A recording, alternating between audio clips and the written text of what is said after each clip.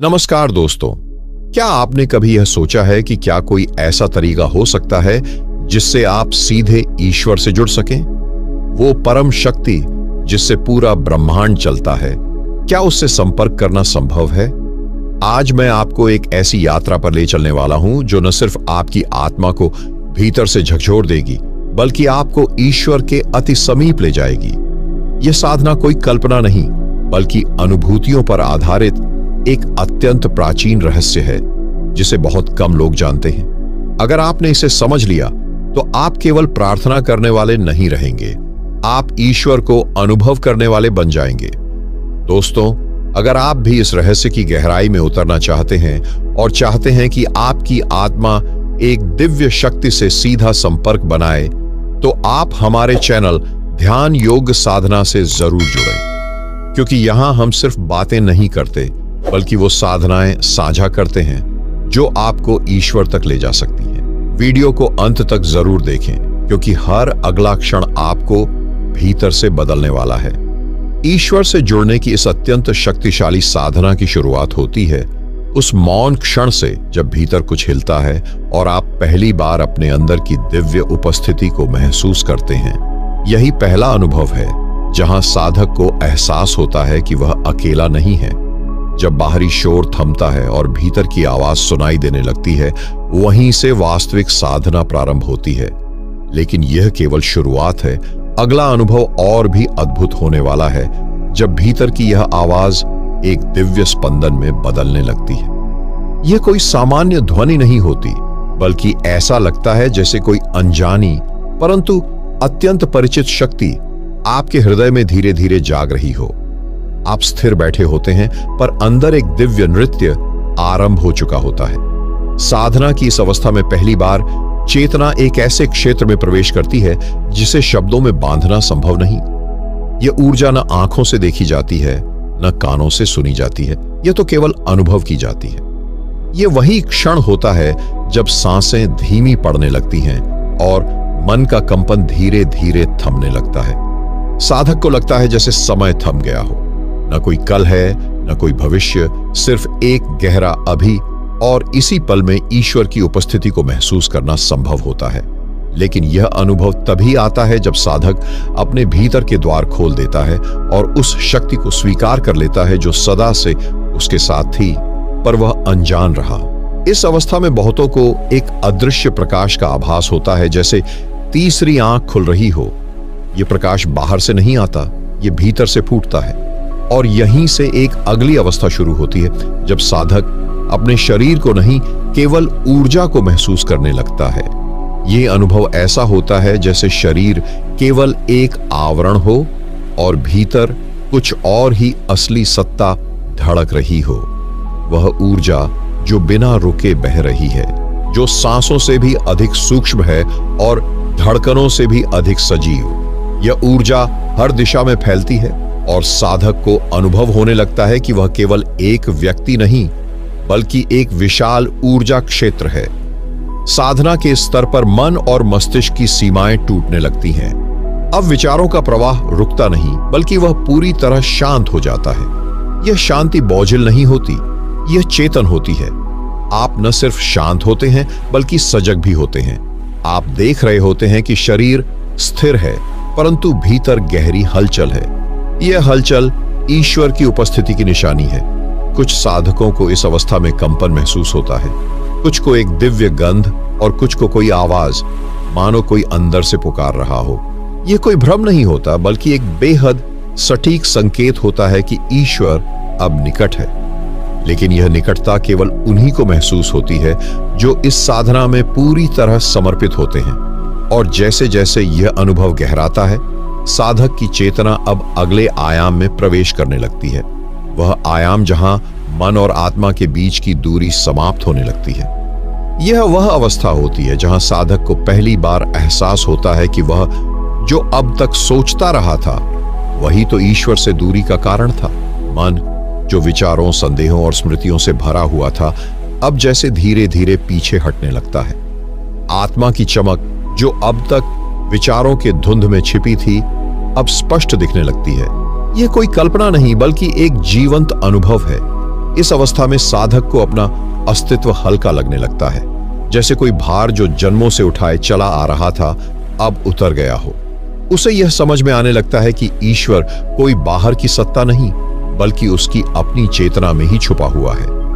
यह एक अनोखा मोड़ होता है जहां साधक अब स्वयं से बात करना शुरू करता है, लेकिन यह बात मन से नहीं, आत्मा से होती है। धीरे धीरे यह संवाद इतना स्पष्ट और गहन हो जाता है कि साधक को हर उत्तर भीतर से मिलने लगता है। उसे बाहर खोजने की आवश्यकता नहीं पड़ती। यही वह अवस्था है जब ईश्वर से जुड़ने की प्रक्रिया तेज हो जाती है और अब एक नई अनुभूति उभरती है, एक ऐसा कंपन जो केवल साधना में नहीं, जीवन के हर पल में बहने लगता है। यह कंपन अब साधक को लेकर जाता है उस क्षण की ओर जहां विचार और भावना दोनों ईश्वर की मौन उपस्थिति में विलीन होने लगते हैं। यह एक अद्भुत अनुभव होता है जब साधक महसूस करता है कि अब भीतर कोई संघर्ष नहीं बचा, न कोई चाहत, न कोई डर। सब कुछ जैसे किसी शांत झील की तरह स्थिर हो चुका हो। इस मौन में कोई शब्द नहीं, फिर भी हर उत्तर मौजूद है। यह वह दिव्य मौन है जो किसी भी मंत्र से अधिक शक्तिशाली होता है। इस अवस्था में साधक अब किसी प्रार्थना की आवश्यकता नहीं महसूस करता, क्योंकि उसकी पूरी उपस्थिति ही एक प्रार्थना बन चुकी होती है। उसकी सांसें, उसकी दृष्टि, उसका मौन, सब कुछ अब ईश्वर से एक निरंतर संवाद बन चुके होते हैं। और सबसे रहस्यमयी बात यह है कि यह संवाद बिना किसी भाषा के होता है, लेकिन फिर भी पूरी तरह समझा जाता है। ईश्वर की उपस्थिति अब किसी विचार की तरह नहीं आती, बल्कि एक वास्तविक जीवंत शक्ति की तरह महसूस होती है, जैसे कोई अनदेखा हाथ सिर पर रखकर कह रहा हो, मैं हूं और मैं सदा से था। यह अनुभव जीवन को पूरी तरह बदल देता है। साधक अब संसार को उसी दृष्टि से नहीं देखता, अब वह हर वस्तु में ईश्वर की छवि देखने लगता है। और इसी अनुभव से शुरू होती है वह दिव्यता की अवस्था, जब साधक स्वयं को ईश्वर के रूप में देखना प्रारंभ कर देता है। यह अहंकार का भाव नहीं होता, बल्कि एक अत्यंत विनम्र अनुभव होता है, जैसे कोई बूंद सागर में विलीन होकर स्वयं को सागर ही समझने लगे, पर फिर भी अपनी सीमाओं को जानती रहे। साधक अब अपने भीतर वह प्रकाश देखता है जो सदियों से बाहर खोजता रहा था।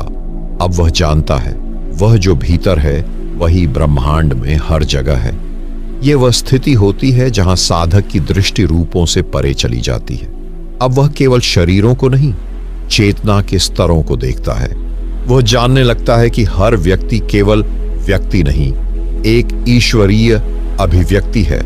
और यह जानकर उसमें करुणा का विस्फोट होता है, एक ऐसी करुणा जो किसी कर्म या भावना से नहीं, बल्कि ज्ञान और अनुभव से जन्मी होती है। अब साधक की उपस्थिति ही एक शांति बन जाती है। उसके पास बैठने मात्र से ही लोग सुकून महसूस करने लगते हैं, क्योंकि उसमें अब कोई अवरोध नहीं बचा होता। वह पूरी तरह खुला होता है, बहता हुआ, मौन लेकिन पूर्ण। यह वह चरण होता है जब साधक को ब्रह्मांड से कोई शिकायत नहीं रह जाती, क्योंकि अब वह जान चुका होता है जो कुछ भी है वह ईश्वर की इच्छा से है। लेकिन इस अवस्था में पहुंचने के बाद भी साधना रुकती नहीं, क्योंकि अब साधक ईश्वर के साथ केवल एकत्व नहीं, बल्कि संवाद का अनुभव करने लगता है। ये संवाद किसी भाषा में नहीं होता, पर हर शब्द से अधिक स्पष्ट होता है। यह भीतर की गहराइयों में होता है, जहां विचार रुक जाते हैं और मौन बोलने लगता है। साधक जब बैठता है ध्यान में, तो उसे अब प्रतीक्षा नहीं करनी पड़ती। ईश्वर की उपस्थिति स्वतः ही महसूस होने लगती है, जैसे कोई अत्यंत परिचित आत्मा सामने बैठी हो। अब साधक प्रश्न पूछता है और उत्तर भीतर से आता है, न तर्क से, न कल्पना से, बल्कि सीधे आत्मा की गहराई से। ये उत्तर केवल विचार नहीं होते, बल्कि अनुभव होते हैं। कई बार कोई भाव, कोई कंपन या कोई शांति का स्पंदन ही उस उत्तर का संकेत बन जाता है। साधक धीरे धीरे समझने लगता है कि ईश्वर से बात करने के लिए शब्दों की आवश्यकता नहीं होती, केवल पूर्ण समर्पण की जरूरत होती है। और इस संवाद में सबसे सुंदर बात यह होती है कि ईश्वर कभी नकारात्मक उत्तर नहीं देता। उसकी हर प्रतिक्रिया प्रेम, करुणा और प्रकाश से भरी होती है। अगर कोई मार्ग नहीं खुलता, तो भी भीतर से यह अनुभूति आती है कि रुको, समय अभी नहीं है। और साधक को भी उस मौन की भाषा पर विश्वास होने लगता है। अब वह केवल साधना नहीं करता, वह जीता है ईश्वर के साथ। हर दिन, हर कार्य, हर सांस ईश्वर के प्रति एक निरंतर अर्पण बन जाती है। और जब यह गहराई पूरी तरह से जीवन का हिस्सा बन जाती है, तब साधक के भीतर एक दिव्य शक्ति जागृत होने लगती है, जो केवल कुछ विरले आत्माओं में ही प्रकट होती है। यह शक्ति कोई जादुई चमत्कार नहीं होती, बल्कि शुद्ध चेतना की ऐसी तरंग होती है जो ब्रह्मांड के साथ सीधा संबंध रखती है। अब साधक केवल साधक नहीं रहता, वह ऊर्जा का स्रोत बन जाता है। उसकी उपस्थिति से ही वातावरण बदलने लगता है। उसके मौन में भी वह शक्ति होती है जो हजारों विचारों को शांत कर सकती है। यह शक्ति साधक को गुरूर नहीं देती, बल्कि और अधिक विनम्र बनाती है, क्योंकि अब वह जानता है कि यह उसकी नहीं है, यह तो उसी परम स्रोत की देन है जिसे वह समर्पित हो चुका है। साधक अब जिस भी दिशा में देखता है, उसे ईश्वर का खेल दिखाई देता है, और उसकी आंखों से देखना अब दूसरों के लिए भी एक अनुभव बन जाता है, एक दर्पण जिसमें लोग स्वयं को देखने लगते हैं। वह जब किसी को छूता है, केवल स्पर्श नहीं होता, वह कंपन एक आत्मिक जागरण बन जाता है। उसकी वाणी केवल शब्द नहीं होती, बल्कि अनुभव का संचार बन जाती है। और सबसे अद्भुत बात यह होती है कि यह सब बिना प्रयास के होता है, क्योंकि अब वह स्वयं प्रयास नहीं करता, बल्कि उसके माध्यम से ईश्वर कार्य कर रहा होता है। लेकिन यह शक्ति केवल बाहर नहीं, भीतर भी परिवर्तन लाती है। साधक को अब स्पष्ट दिखने लगता है कि संसार एक लीला है, और हर घटना, हर अनुभव ईश्वर के साथ उसके संबंध को और गहरा बनाने के लिए घट रही है। अब साधक किसी भी स्थिति में उलझता नहीं है। वह जानता है कि दुख और सुख दोनों ही ईश्वर की ही एक योजना है, जिसका उद्देश्य उसे और अधिक भीतर ले जाना है। जब कोई उसे अपमानित करता है, वह उस व्यक्ति को दोष नहीं देता, वह इसे एक संकेत मानता है कि शायद कहीं उसका अहम अभी भी शेष है। जब कोई उसकी प्रशंसा करता है, वह उसमें भी ईश्वर की ही योजना को देखता है कि कहीं उसका विश्वास डगमग न हो। यह दृष्टिकोण साधक को अत्यंत स्वतंत्र बना देता है।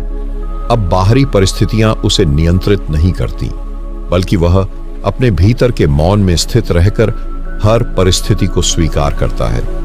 यही स्वीकार्यता उसे ईश्वर के और समीप ले जाती है, और यही वह बिंदु होता है जहां साधक को शांति नहीं ढूंढनी पड़ती, शांति स्वयं उसे ढूंढ लेती है। अब वह जहां भी जाता है, वहां उसका होना ही एक ऊर्जा का संचार कर देता है। उसे कुछ कहने की आवश्यकता नहीं होती। लोग उसकी आंखों में कुछ ऐसा देख लेते हैं जो शब्दों में नहीं कहा जा सकता, क्योंकि अब वह व्यक्ति नहीं, एक अनुभव बन गया है, ईश्वर का जीवित प्रमाण। परंतु यह अनुभव यहीं समाप्त नहीं होता। जब साधक पूरी तरह से इस लीला को समझ लेता है, तब वह जीवन और मृत्यु के रहस्यों को भी साक्षात देखने लगता है। अब मृत्यु उसके लिए कोई अंत नहीं होती, बल्कि एक परिवर्तन की प्रक्रिया बन जाती है। जैसे जल भाप बनकर आकाश में विलीन हो जाता है, वैसे ही आत्मा देह को छोड़कर अनंत की ओर बढ़ती है। यह बोध आते ही साधक के भीतर से मृत्यु का भय एकदम समाप्त हो जाता है। अब उसे किसी भी चीज की चिंता नहीं रहती, न अपने शरीर की, न अपने भविष्य की, और न ही अपने अस्तित्व की। वह जान चुका होता है कि वह शरीर नहीं, चेतना है, और चेतना कभी मरती नहीं।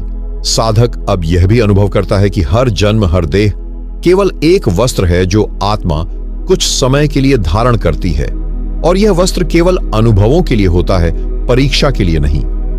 इस दृष्टि से जीवन का हर क्षण एक उपहार बन जाता है, यहां तक कि दुख भी, क्योंकि वह जान चुका होता है कि जो कुछ भी घट रहा है, वह उसे अंतिम सत्य की ओर ले जा रहा है। मृत्यु की इस समझ के साथ अब वह अपने भीतर ऐसी निर्भीकता और गहराई अनुभव करता है जो सामान्य चेतना से परे होती है। वह अब किसी भी अंत को देखकर घबराता नहीं, क्योंकि उसे पता होता है कि अंत केवल एक आरंभ है। यह वही बिंदु है जहां साधक पूर्ण स्वतंत्र हो जाता है, और ईश्वर के साथ उसका संबंध इतना प्रगाढ़ हो जाता है कि अब ईश्वर उसके भीतर बोलने लगता है, और साधक केवल एक माध्यम बन जाता है। अब वह जो भी कहता है, वह उसकी बुद्धि से नहीं, ईश्वर की प्रेरणा से निकलता है। उसकी दृष्टि में करुणा आ जाती है, उसके शब्दों में शांति उतर आती है और उसकी उपस्थिति में एक ऐसी गूढ़ ऊर्जा फैलने लगती है जो बिना कहे ही हर हृदय को स्पर्श कर जाती है। यह अवस्था साधक के लिए अत्यंत कोमल और रहस्यमयी होती है। कभी कभी वह स्वयं चकित रह जाता है कि वह जो बोल रहा है वह उसकी कल्पना से कहीं अधिक गहराई लिए हुए है, क्योंकि अब उसके भीतर जो शक्ति काम कर रही है वह उसकी नहीं, ईश्वर की है। उसकी देह एक वाद्य यंत्र की तरह हो जाती है और ईश्वर स्वयं उस पर संगीत बजा रहा होता है। अब साधक को किसी सिद्ध की आवश्यकता नहीं रहती, न उसे मान चाहिए न प्रसिद्धि, क्योंकि वह जान चुका होता है कि असली शक्ति उस मैं को मिटा देने में है। जैसे ही मैं मिटता है, ईश्वर प्रकट होता है और तब वह जो भी करता है वह केवल सेवा बन जाती है। एक ऐसी सेवा जो मौन में भी की जा सकती है और स्पर्श भर से भी। परंतु इस सेवा की पराकाष्ठा तब होती है जब साधक हर जीव में ईश्वर को देखना शुरू कर देता है और फिर वह भक्ति की उस उच्चतम अवस्था में प्रवेश करता है जहां द्वैत समाप्त हो जाता है। अब वह किसी को भी पराया नहीं मानता, न पशु, न पक्षी, न मानव, न कोई शत्रु, क्योंकि उसकी दृष्टि अब केवल शरीर तक सीमित नहीं रही। वह आत्मा की दृष्टि से देखने लगता है। उसे प्रतीत होता है कि हर आंख के पीछे वही एक चैतन्य है, हर हृदय में वही एक धड़कन है और हर जीवन में वही एक परम सत्ता प्रवाहित हो रही है। यह भक्ति अब किसी मूर्ति या मंदिर तक सीमित नहीं रहती, वह तो हर श्वास, हर क्षण, हर कर्म में प्रकट हो जाती है। साधक जब जल पीता है तब भी वह ईश्वर को धन्यवाद देता है। जब सूर्य की किरण उसके चेहरे को छूती है तो वह उसे ईश्वर का स्पर्श मानता है।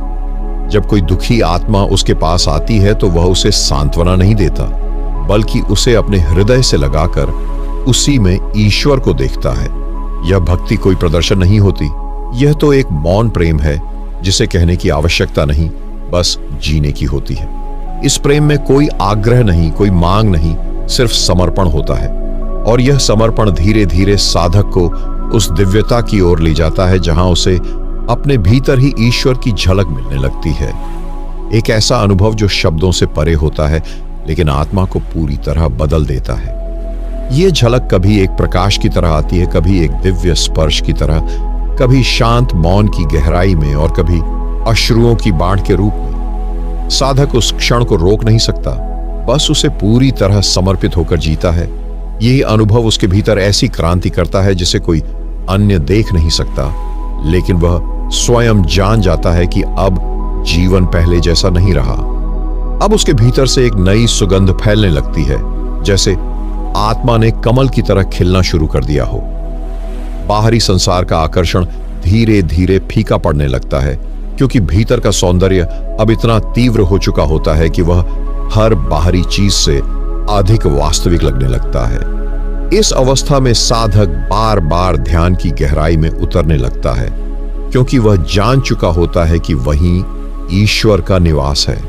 उसका हृदय अब ईश्वर का मंदिर बन चुका होता है। वहां न तो कोई मूर्ति है, न कोई दिया, बस एक जीवित अनुभूति है जो हर क्षण उसे भीतर बुला रही है। लेकिन यह अनुभूति टिकाऊ नहीं होती, यह आती है और फिर चली जाती है। साधक जितना उसे पकड़ना चाहता है वह उतनी ही कोमलता से फिसल जाती है और यहीं से प्रारंभ होती है अगली यात्रा, जिसमें साधक को उस दिव्यता को स्थायी रूप से अपने भीतर जागृत करने का मार्ग खोजना होता है। अब वह जानता है कि ईश्वर केवल एक क्षणिक झलक भर नहीं है, बल्कि एक निरंतर उपस्थिति है जिसे केवल स्थिर चित्त, अचल प्रेम और अनवरत साधना से अनुभव किया जा सकता है। यही वह अवस्था है जिसे योगी साक्षी भाव कहते हैं, जहां साधक हर भावना, हर विचार, हर इच्छा को देखते हुए भी उससे जुड़ता नहीं, बल्कि एक गवाह बना रहता है। इस अवस्था में ध्यान अब कोई अभ्यास नहीं रह जाता, वह साधक का स्वभाव बन जाता है। सांस चलती है तो भीतर ईश्वर के होने की अनुभूति होती है। दृष्टि किसी वस्तु पर जाती है तो उसमें भी परमात्मा का अंश झलकता है, और जब मौन में बैठता है तो वह मौन ईश्वर की गोद बन जाता है, जिसमें साधक एक शिशु की तरह शांति से समा जाता है। अब साधक को किसी चमत्कार की अपेक्षा नहीं रहती, उसे संसार बदलने की भी आवश्यकता नहीं लगती। वह जान जाता है कि जब भीतर ईश्वर का निवास है तब बाहर की हर हलचल केवल एक लीला है। वह उस लीला का आनंद लेता है लेकिन उसमें उलझता नहीं। अब उसकी साधना कोई प्रयत्न नहीं है, यह एक सहज प्रवाह है, जैसे नदी का समुद्र की ओर बहना। लेकिन इस सहजता तक पहुंचने के लिए साधक को एक और अंतरंग यात्रा पर निकलना होता है, जहां उसे अपने भीतर छिपे हुए अंधकार से भी मिलना होता है और उसी के बीच से होकर ईश्वर के प्रकाश की ओर जाना होता है। यह वह चरण है जब साधक को अपने भीतर के सभी असत्य, डर, लालसा, क्रोध और मोह को देखना होता है, बिना उनसे डर कर भागे, बिना उन्हें दबाए, बल्कि उन्हें स्वीकार कर, समझकर और फिर प्रेम पूर्वक मुक्त करते हुए। यही असली तप है। जब साधक अपने भीतर के अंधकार को देखने का साहस करता है, तभी वह जान पाता है कि यह अंधकार भी किसी और ने नहीं, उसी ने वर्षों में बनाया है, अपने विचारों से, अपने कर्मों से, अपने संकल्पों से। और यह जानना ही सबसे बड़ा मोक्ष है, क्योंकि जब कारण स्पष्ट हो जाता है तब समाधान भी उसी क्षण सामने आता है। ध्यान की गहराई में जब साधक अपने भीतर उठते भावों, कल्पनाओं और स्मृतियों को बिना प्रतिक्रिया के देखना शुरू करता है, तब वे एक एक कर सामने आते हैं और वह देखता है कि भीतर कितना कुछ अनजाना, अनसुलझा, अनदेखा पड़ा था। इन सब की सफाई करना ही तपस्वी का कार्य है और यही उसे ईश्वर के और निकट ले जाता है। लेकिन यह मार्ग जितना भीतर जाता है उतना ही रहस्यमय होता जाता है, क्योंकि जब अंधकार छंटता है तब एक ऐसा प्रकाश उभरता है जो केवल देखने का विषय नहीं बल्कि जीने का अनुभव बन जाता है, एक जागृत जीवन का आरंभ। अब साधक केवल ध्यान की अवस्था में ईश्वर को नहीं खोजता, बल्कि हर क्षण, हर स्थिति में, हर संबंध में उसकी उपस्थिति को अनुभव करता है। वह जान जाता है कि ईश्वर मंदिर में ही नहीं, उसके श्वासों में भी है, उपासना में ही नहीं, उसकी दैनिक गतिविधियों में भी समाया है। जब वह बोलता है तो शब्दों में शांति उतरती है, जब वह चलता है तो धरती भी जैसे उसका स्पर्श पहचानती है। उसके भीतर का मौन इतना गहरा हो जाता है कि वह दूसरों को भी शांति का अनुभव कराने लगता है, बिना कुछ कहे, केवल अपनी उपस्थिति से। अब साधक जान जाता है कि ईश्वर कोई दूर बैठा देवता नहीं है, बल्कि वह चेतना है जो हर कण में व्याप्त है। वह पेड़ों की हरियाली में, हवा के झोंके में, एक बच्चे की हंसी में और बूढ़े की झुर्रियों में भी झलकता है। यह अनुभूति साधक को अहंकार से पूर्णतया मुक्त कर देती है। अब वह किसी से बड़ा या छोटा नहीं है, किसी से बेहतर या कमतर नहीं है। वह केवल है एक जागृत उपस्थिति जिसमें सब कुछ समाहित है। लेकिन यह जागृत जीवन तभी पूर्ण होता है जब साधक एक अंतिम दीक्षा को स्वीकार करता है, जहां वह केवल अनुभव नहीं करता बल्कि अब समर्पण की गहराई में उतरता है और अपना अस्तित्व पूर्णतः ईश्वर में विलीन करता है। यह समर्पण कोई विचार नहीं होता, यह एक जीवंत प्रक्रिया होती है, जहां मैं नामक अहंकार धीरे धीरे प्रेम, श्रद्धा और भक्ति की आग में जलकर राख हो जाता है। और जब वह राख भी उड़ जाती है तब शेष बचता है केवल वह जिसे हम ईश्वर कहते हैं। साधक अब जीवन को अपने अनुसार चलाने की जिद छोड़ देता है। अब वह नियंता नहीं, साक्षी बन जाता है। वह जान जाता है कि हर परिस्थिति, हर घटना, हर भावना भी उसी परम चेतना से आई है, इसलिए अब विरोध नहीं होता, केवल गहन स्वीकार। यही समर्पण की शक्ति है, जहां व्यक्ति लड़ता नहीं, बहता है, चाहता नहीं, पाता है। जब यह समर्पण संपूर्ण हो जाता है तब साधक के भीतर एक अद्भुत शांति स्थिर हो जाती है। यह वह शांति नहीं जो बाहर की दुनिया देती है, बल्कि यह वह शांति है जो संसार के शोरगुल में भी भीतर से शांत रखती है। जैसे समुद्र की सतह पर लहरें हों लेकिन गहराई में पूर्ण स्थिरता हो। यह अवस्था ही ध्यान का चरम बिंदु बन जाती है, जहां साधक नहीं रहता, वह स्वयं साधना बन जाता है। लेकिन इसके बाद आता है वह क्षण जब व्यक्ति पहली बार अपने भीतर की दिव्यता को स्पष्ट रूप से देखता है, वह प्रकाश जो कभी बुझता नहीं। यह वही क्षण होता है जब साधक को यह अनुभव होता है कि वह केवल शरीर नहीं है, केवल मन नहीं है, वह एक दिव्य ऊर्जा है जो साक्षात ब्रह्म का अंश है। अब वह स्वयं को सीमित नाम, रूप, जाति या धर्म से पहचानना बंद कर देता है। अब उसकी पहचान बदल जाती है वह अब मैं नहीं, वह हो जाता है। इस दिव्यता का अनुभव कोई चमत्कार नहीं होता, यह तो वह मौन आभा होती है जो हर बार ध्यान की गहराइयों में उतरते समय उसके भीतर से निकलती है। पर अब वह इसे देखता है, पहचानता है और इससे एकाकार हो जाता है। यह कोई कल्पना नहीं, कोई भावना नहीं, यह एक प्रत्यक्ष अनुभव है जो सारे संशयों को, सारे प्रश्नों को एक क्षण में मिटा देता है। यह प्रकाश न तो आंखों से देखा जाता है और न ही शब्दों से समझाया जा सकता है।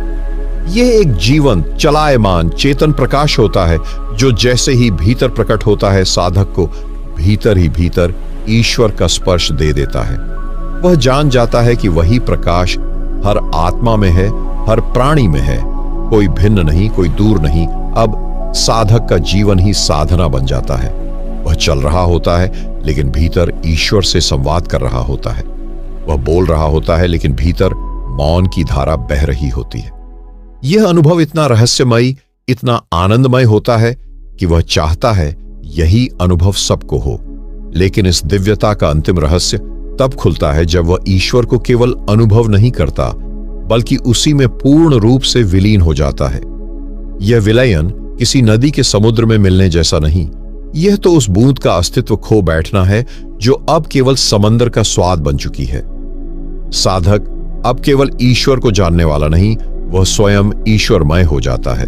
अब अंतर नहीं रहता, जानने वाले, जाने जाने वाले और जानने की क्रिया तीनों एक हो जाते हैं। यह स्थिति इतनी अद्भुत होती है कि शब्द वहां पहुंच नहीं सकते। वहां न विचार शेष रहता है, न अहंकार, न ही कोई कामना। केवल एक ही सत्य बचता है, अस्तित्व की दिव्यता। अब साधक कुछ पाना नहीं चाहता क्योंकि वह जान गया है कि वह स्वयं पूर्ण है, वह स्वयं वही है जिसे वह जीवन भर खोजता रहा। यह वह क्षण होता है जहां समय रुक जाता है, जहां मन शून्य हो जाता है, जहां अनुभव भी अनुभव नहीं रह जाता, केवल शुद्ध चेतना रह जाती है। साधक अब अपने अंदर उस दिव्य स्पंदन को निरंतर अनुभव करता है जिसे वेदों ने सोहम कहा, मैं वही हूं। यह ज्ञान केवल मन का नहीं होता, यह चेतना का हिस्सा बन जाता है। अब साधक जीवन में लौटता है पर वह वैसा नहीं होता जैसा पहले था। वह अब भीतर से परिवर्तित होता है, शांत, समर्पित, साक्षी और करुणामय। अब वह हर प्राणी में वही परमात्मा देखता है, हर आवाज में वही नाद सुनता है, हर मौन में उसी का स्पर्श पाता है। पर इस स्थिति में भी एक अंतिम रहस्य छिपा होता है जो तब प्रकट होता है जब साधक अपने ईश्वर से केवल मिलने नहीं बल्कि उसमें पूरी तरह खो जाने के बाद संसार में लौटता है। तो अब उसका जीवन केवल व्यक्तिगत यात्रा नहीं रह जाता, अब वह हर उस आत्मा के लिए एक दीपक बन जाता है जो अंधकार में रास्ता खोज रही है। अब वह न तो केवल ध्यान करता है, न ही केवल मौन में बैठा रहता है, अब उसकी उपस्थिति ही साधना बन जाती है। वह जहां जाता है वहां एक अजीब सी शांति फैलती है। वह कुछ कहे या न कहे, लोग उसकी आंखों में कुछ खोजने लगते हैं, जैसे वहां कोई छुपा हुआ उत्तर है, कोई चुपचाप बहता हुआ आशीर्वाद है। अब वह केवल साधक नहीं रह जाता, वह एक माध्यम बन जाता है उस दिव्य ऊर्जा का जो सबके भीतर है लेकिन सोई हुई है। वह दूसरों को बताता नहीं कि ईश्वर को कैसे पाया जाए, वह अपने जीवन से यह दिखा देता है। उसकी करुणा, उसका मौन, उसकी आंखों की चमक, उसका संतुलन, ये सब खुद ही कह देते हैं कि वह भीतर किससे जुड़ा हुआ है। अब उसका हर कार्य पूजा बन जाता है, हर सांस साधना बन जाती है और हर विचार उस परमात्मा का प्रतिबिंब। वह दूसरों की सेवा करता है लेकिन बिना अपेक्षा के, वह प्रेम करता है लेकिन बिना शर्तों के, वह सिखाता है लेकिन अपने अस्तित्व की मौन भाषा में। यह अवस्था दुर्लभ है, लेकिन यदि कोई साधक निरंतर गहराई से उस अंत यात्रा को करता रहे तो यह उपलब्ध हो सकती है, क्योंकि अंतिम उद्देश्य यही है, केवल स्वयं मुक्ति नहीं बल्कि समस्त जगत के लिए एक जागृति बन जाना। और तब एक दिन जब वह साधक संसार में रहते हुए भी संसार के पार चला जाता है, तब उसका अस्तित्व दो दुनियाओं को जोड़ने वाला एक सेतु बन जाता है। उसका शरीर इसी धरती पर होता है, पर उसकी चेतना निरंतर उस दिव्य सत्ता में लीन रहती है। वह संसार के कार्य करता है लेकिन संसार उसे छू नहीं पाता। अब वह भीड़ में रहते हुए भी अकेला है और अकेले में भी पूरे ब्रह्मांड से जुड़ा हुआ।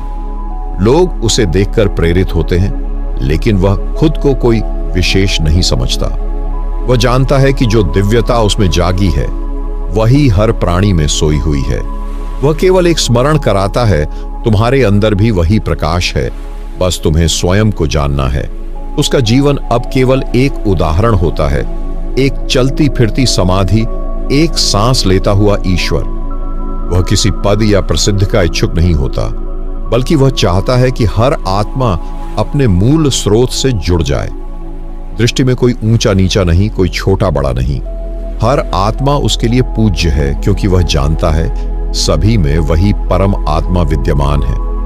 वह अब अपने अस्तित्व से ईश्वर का साक्षात्कार करवाता है, न उपदेश देता है, न शब्दों की वर्षा करता है।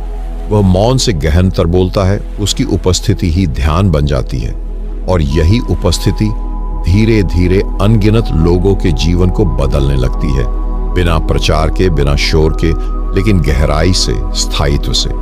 और फिर एक दिन वह दिन आता है जब साधक अपनी अंतिम सांस इस पृथ्वी पर लेता है, लेकिन यह केवल शारीरिक विदाई होती है। उसका शरीर शांत हो जाता है, पर उसकी उपस्थिति हर दिशा में फैल जाती है।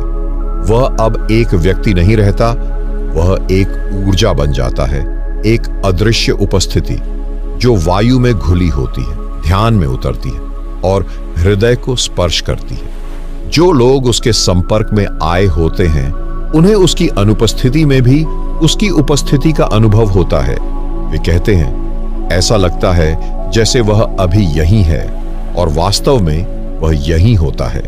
क्योंकि जब कोई पूरी तरह से ईश्वर से एक हो जाता है, तो वह काल और स्थान की सीमाओं से मुक्त हो जाता है। उसके जीवन की हर स्मृति अब प्रेरणा बन जाती है। उसके द्वारा बोले गए हर शब्द अब साधना का मंत्र बन जाते हैं। जो लोग कभी उसके पास नहीं आए, वे भी उसे अपने स्वप्नों, ध्यानों और आत्मिक अनुभवों में महसूस करने लगते हैं। वह अब सीमित नहीं रहता, वह व्यापक हो जाता है, एक चेतना जो हर जिज्ञासु हृदय तक पहुंचती है। कुछ उसे गुरु के रूप में स्मरण करते हैं, कुछ ईश्वर के दूत के रूप में, और कुछ केवल एक मौन प्रेरणा के रूप में। लेकिन सबके भीतर वह एक लौ जला देता है जो अब बुझने वाली नहीं होती, और यही उसकी अंतिम साधना होती है, देह छूटने के बाद भी आत्माओं को ईश्वर से जोड़ते रहना। लेकिन अब एक और रहस्य सामने आता है कि उस साधक का जन्म ही क्या केवल उसकी मुक्ति के लिए हुआ था, या ईश्वर ने उसे किसी विशेष कार्य के लिए भेजा था। हर आत्मा जो धरती पर आती है, उसका कोई न कोई उद्देश्य होता है, लेकिन कुछ आत्माएं ऐसी होती हैं जिन्हें स्वयं ईश्वर विशेष कार्य के लिए भेजता है। जैसे दीपक अंधकार में रखने नहीं, बल्कि उसे मिटाने के लिए जलाया जाता है। वह साधक भी उन्हीं में से एक था, जिसका जन्म केवल अपनी आत्मा को मुक्त करने के लिए नहीं हुआ था, बल्कि हजारों आत्माओं को उनके मूल की ओर ले जाने के लिए हुआ था। उसकी साधना, उसका मौन, उसकी उपस्थिति, ये सब एक गहरी योजना का हिस्सा थे। वह जितना गहराई में उतरता गया, उतनी ही अनगिन आत्माएं उसके साथ उतरती गईं। बिना कहे, बिना बुलाए लोग उसकी ओर खींचते चले गए, जैसे किसी अदृश्य शक्तिमान चुंबक की ओर लौह कण। वह लोगों को अपने पास नहीं बुलाता था, लेकिन लोग स्वयं चलकर उसके पास आते थे। उसकी आंखों में उन्हें उत्तर मिलते थे, उसके मौन में उन्हें मार्गदर्शन मिलता था। वह न उपदेश देता था, न धर्म प्रचार करता, वह केवल जीवन जीता था, और उसका जीवन ही एक जीवंत उपदेश था। ऐसे साधक धरती पर आते हैं और अपनी पूरी यात्रा एक उद्देश्य के तहत पूरी करते हैं। वे अनंत शांति से फिर से परम स्रोत में लीन हो जाते हैं, लेकिन उनके द्वारा फैलाया गया प्रकाश शताब्दियों तक लोगों को दिशा देता है। अब एक और रहस्य सामने आता है कि उस साधक की साधना का सबसे रहस्यमय और शक्तिशाली चरण क्या था, जिसे उसने केवल कुछ ही को बताया था। साधक की साधना अनेक स्तरों से होकर गुजरी थी, सांस, मंत्र, ध्यान, मौन, समर्पण, और फिर अंत में एक ऐसी साधना जिसका उल्लेख बहुत ही कम ग्रंथों में हुआ है। यह साधना थी शून्य में विलीन हो जाने की क्रिया। यह वह स्थिति थी जहां न ध्यान करने वाला बचता है, न ध्यान का विषय। केवल एक मौन कंपन रह जाता है, जिसमें स्वयं ईश्वर भी खो जाता है। साधक ने इसे अंतः साक्षात्कार की परम विधि कहा। इस साधना में न मंत्र होता है, न ध्यान का प्रयास, न ही किसी आकृति या भावना पर टिकाव। इसमें साधक केवल एक बात करता है, पूर्ण समर्पण के बाद भी स्वयं को मिटा देना, यानी इतना मौन हो जाना कि अस्तित्व स्वयं आकर तुम्हें भर दे। जब किसी ने उससे पूछा, इस साधना को कोई कैसे कर सकता है, तो उसने उत्तर दिया, जब तुम सभी प्रयास छोड़ दोगे तब यह अपने आप घटेगा। यह उस क्षण घटता है जब साधक स्वयं के अस्तित्व को एक बूंद की तरह छोड़ देता है और परम सागर में डूबने के लिए तैयार हो जाता है। न भय, न इच्छा, न लक्ष्य, केवल पूर्ण समर्पण। इस साधना को जानने वाले बहुत कम रहे, क्योंकि यह शब्दों से परे थी। यह दी जाती थी केवल उन्हीं को जो भीतर से पुकारे गए होते थे, और जिन्होंने इसे अनुभव किया उन्होंने कहा, अब हमें कुछ भी नहीं चाहिए, क्योंकि हम वह हो गए हैं जिसकी हमें तलाश थी। अब साधक की यह यात्रा समाप्त नहीं हुई थी, बल्कि वह तो अब शुरू हुई थी उस ब्रह्मांडीय द्वार के पार जहां आत्मा और परमात्मा एक हो जाते हैं। वह क्षण आ चुका था। साधक ने अपनी अंतिम सांस भी ध्यान में नहीं ली। वह तो जैसे सांस से परे चला गया था। उसकी देह स्थिर थी, उसकी आंखें बंद, लेकिन भीतर कुछ ऐसा जाग चुका था जो देह के बाहर प्रकाश बनकर फैल रहा था। वह साधक अब कोई नहीं रहा था। वह शून्य था, वह सब कुछ था। वह स्वयं ईश्वर में समा गया था। जिन्होंने उसे देखा उन्होंने कहा, उसके आसपास की हवा भी भारी लगने लगी थी, जैसे वहां कुछ दिव्य उपस्थित हो गया हो। उसकी उपस्थिति अब केवल उसकी देह तक सीमित नहीं रही, वह ब्रह्मांड की हर दिशा में फैल चुकी थी। कुछ देर बाद उसकी देह शांति से भूमि पर झुकी हुई मिली, जैसे कोई लंबी यात्रा से लौटकर विश्राम में गया हो। परंतु साधक कहीं गया नहीं था। वह तो हर हृदय में, हर आत्मा में बस गया था, जो ईश्वर से जुड़ने के लिए सच्चे हृदय से पुकारती है। उसकी साधना आज भी जीवित है। उन मौन क्षणों में जब आप कुछ नहीं सोचते, कुछ नहीं चाहते, केवल उपस्थित रहते हैं, तब वह साधक आता है तुम्हारे हृदय के मौन में और कहता है, अब तुम ईश्वर से अलग नहीं रहे। तो मित्रों, यह थी ईश्वर से जुड़ने की अत्यंत शक्तिशाली साधना की पूर्ण यात्रा। अगर आप भी इस दिव्यता को अपने जीवन में अनुभव करना चाहते हैं तो इस वीडियो को अंत तक दोबारा देखिए और हर भाग को ध्यान पूर्वक आत्मसात कीजिए। अपने हृदय से जुड़िए, क्योंकि वहीं से ईश्वर का दरवाजा खुलता है। अब यह यात्रा आपकी है और ईश्वर स्वयं आपकी प्रतीक्षा कर रहा है।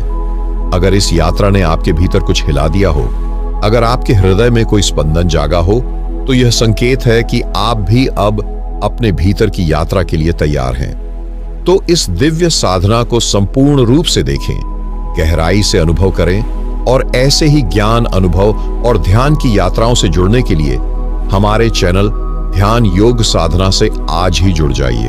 आपका जुड़ना ही इस साधना को पूर्णता देगा। धन्यवाद। जय गुरुदेव।